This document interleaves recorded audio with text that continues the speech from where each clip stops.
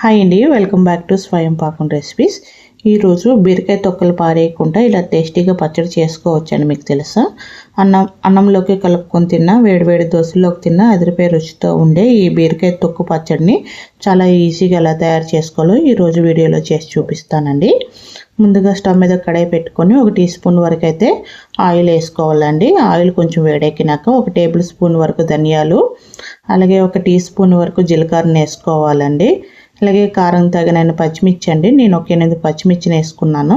అలాగే 1 ఇంచు అల్లం ముక్కను సన్నగా కట్ చేసుకుని వేసుకోవాలి. అలాగే 5-6 వెల్లుల్లి రెబ్బలు వేసుకొని పచ్చిమిర్చి అనేవి పచ్చివాసన పోయిన దాకా వేయించుకోవాలండి. ఇలా వేగిన దాంట్లోనే 3 టేబుల్ స్పూన్ వరకు పచ్చిశనగపప్పును అయితే వేసుకోవాలండి. అలాగే 2 టేబుల్ స్పూన్ వరకు పల్లీలండి, పల్లీలు వేసుకొని ఈ పప్పులన్నీ క్రిస్పీగా వచ్చినంత వరకు వేయించుకోవాలి. ఈ పప్పులన్నీ ఇప్పుడు క్రిస్పీగా వేగిపోయినాయి కదండి, ఇలా వేగితే సరిపోతుంది.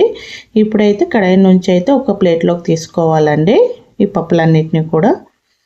ఇప్పుడు అదే కడాయిలో అండి, మరి ఆయిల్ ఏం అవసరం లేదు, అదే కడాయిలోని బీరకాయ తొక్కలండి, 2 బీరకాయల నుంచి తీసిన లేత బీరకాయల నుంచి తీసుకున్న పొట్టు అయితే బాగుంటుంది పచ్చడికి. ఇవి వాష్ చేసుకొని అయితే వేసుకోవాలి. వీటిలో ఫైబర్ ఎక్కువ ఉంటుందండి బీరకాయ తొక్కలన్నిటిలోని కూడా. ఇప్పుడు కొద్దిగా చింతపండు, అలాగే పచ్చడికి సరిపోయినంత ఉప్పుని నేను ఇప్పుడే యాడ్ చేస్తున్నానండి. ఉప్పు వేసుకోవడం వల్ల త్వరగా మగ్గుతుంది. ఉప్పు వేసుకొని ఒకసారి అంతా బాగా కలుపుకొని మూత పెట్టుకొని ఇది పచ్చివాసన పోవాలండి. పచ్చివాసన పోయి కొంచెం మగ్గాలి, అంతవరకు అయితే ఈ బీరకాయ తొక్కనైతే వేయించుకోవాలి. మూత పెట్టుకొని మధ్య మధ్యలో కలుపుతూ ఉండండి.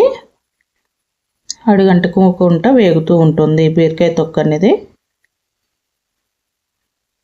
ఇదిగోండి కాసేపటికి ఈ తొక్క అనేది ఇలా మగ్గుతుంది, ఇలా మగ్గితే సరిపోతుంది. ఇప్పుడు స్టవ్ ఆఫ్ చేసుకోవాలి. పూర్తిగా చల్లారిన తర్వాత అయితే మనం మిక్సీ పట్టించుకోవాలి. ఇప్పుడు పూర్తిగా చల్లారినాక ఒక మిక్సీ జార్ అయితే తీసుకోవాలండి. మిక్సీ జార్లోనే మనం వేయించుకున్న బీరకాయ తొక్కని అయితే వేసుకోవాలి. అలాగే వేయించుకున్న పచ్చిమిర్చి, శనగపప్పు, పల్లీలు కూడా యాడ్ చేసుకోవాలండి. అలాగే 2 టేబుల్ స్పూన్ వరకు అయితే వాటర్ని అయితే యాడ్ చేసుకోవాలండి. వాటర్ని యాడ్ చేసుకొని మెత్తగా ఈ విధంగా అయితే మిక్సీ పట్టించుకోవాలి. ఇలా మిక్సీ పట్టించుకున్న పచ్చడిని అయితే ఒక బౌల్లోకి తీసుకోవాలి. ఇప్పుడు ఈ పచ్చడి అనేది తాలింపు పెట్టుకోవాలండి. స్టవ్ మీద ఒక తడక ప్యాన్ పెట్టుకొని 1.5 టీ స్పూన్ వరకు అయితే ఆయిల్ అయితే యాడ్ చేసుకోండి. 1.5 టీ స్పూన్ వరకు అయితే పోపు దినుసులు అయితే వేసుకోవాలి. పోపు దినుసులు కొంచెం వేగినాక 2 ఎండుమిర్చినండి ఇలా తుంచి వేసుకోండి. అలాగే 1 రెమ్మ కరివేపాకుని వేసుకొని ఈ పోపునంతా ఎర్రగా వచ్చినంత వరకు అయితే వేయించుకోవాలి.